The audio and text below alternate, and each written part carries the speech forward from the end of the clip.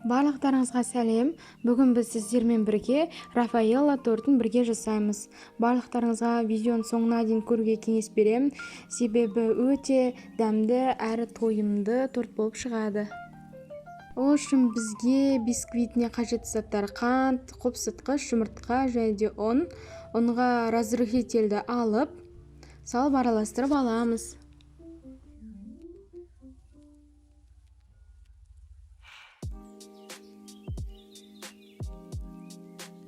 Жұмыртқаны алып, қантқа салып, жақсылап миксермен араластырып аламыз.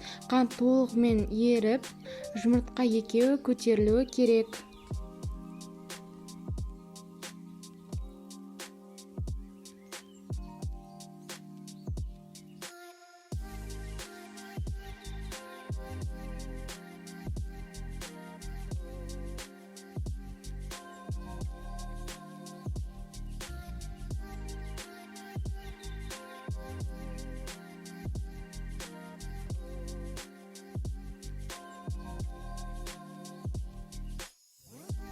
Осылай қант пен жұмыртқаны араластырған кезде ақ түске айналып, көлемі 2 есеге ұлғаяды.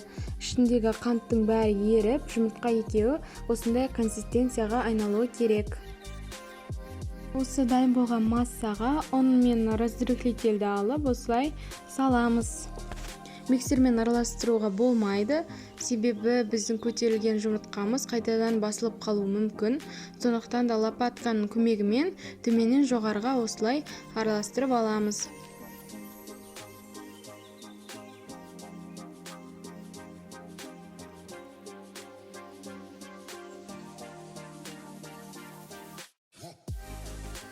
Дайын болған қамырды диаметрі 24 сантиметрлік формаға құйып аламыз.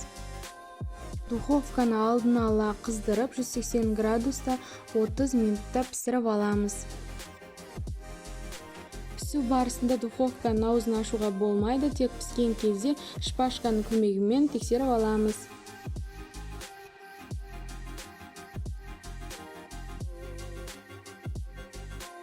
Торттың кремін дайындаймыз. Ол үшін біз ең алдымен ақ шоколадқа сливкиді қосып, ерітіп аламыз. Ерігеннен кейін жақсылап араластырып аламыз. Творожный сырға қантты қосып, миксердің көмегімен араластырып аламыз.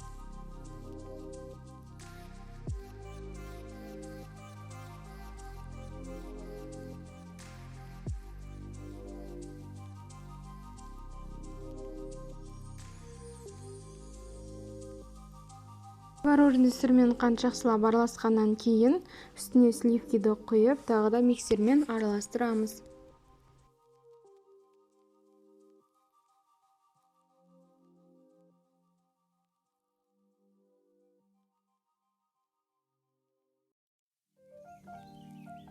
Крем осылай қоюланады. Қоюланғаннан кейін ақ шоколадты алып, үстіне қосамыз.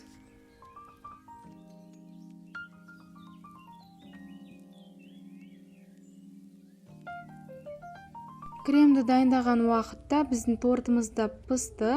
Ең алдымен тортты толықтай суытамыз. Суығаннан кейін барып, осылай аударып, үстіндегі фольгаларын аламыз.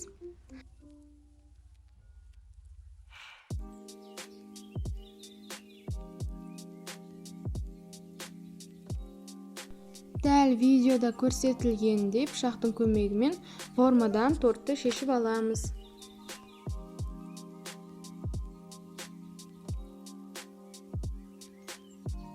Міне бізде осындай биік бисквит шықты. Барлықтарыңыз міндетті түрде жасап көріңіздер.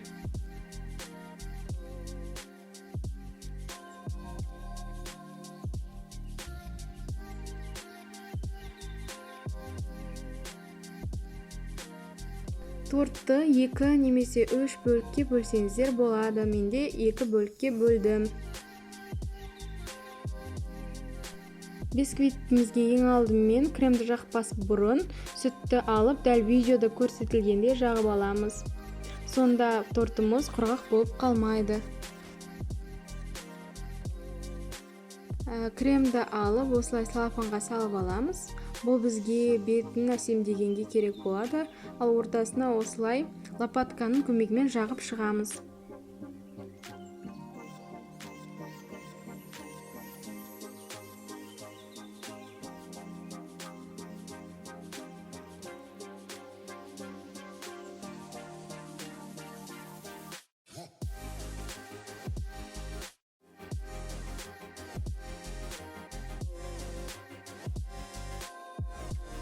Кремді жаққан кезде насадкасы осындай болған жақсы, бірақ та кәдімгі целлофанмен де насадкасыз жаға берсеңіздер болады.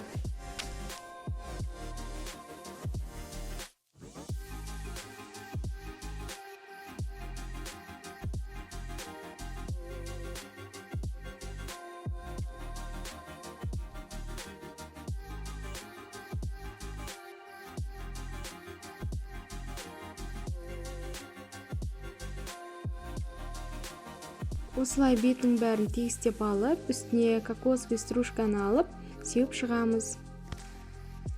Тортты өздеріңіздің қалауларыңыз бойынша безендірсеңіздер болады. Кокосовый стружкамен ғана, немесе осылай Рафаэлло торты болғандықтан, Рафаэлло кәмпиттермен де безендірсеңіздер болады.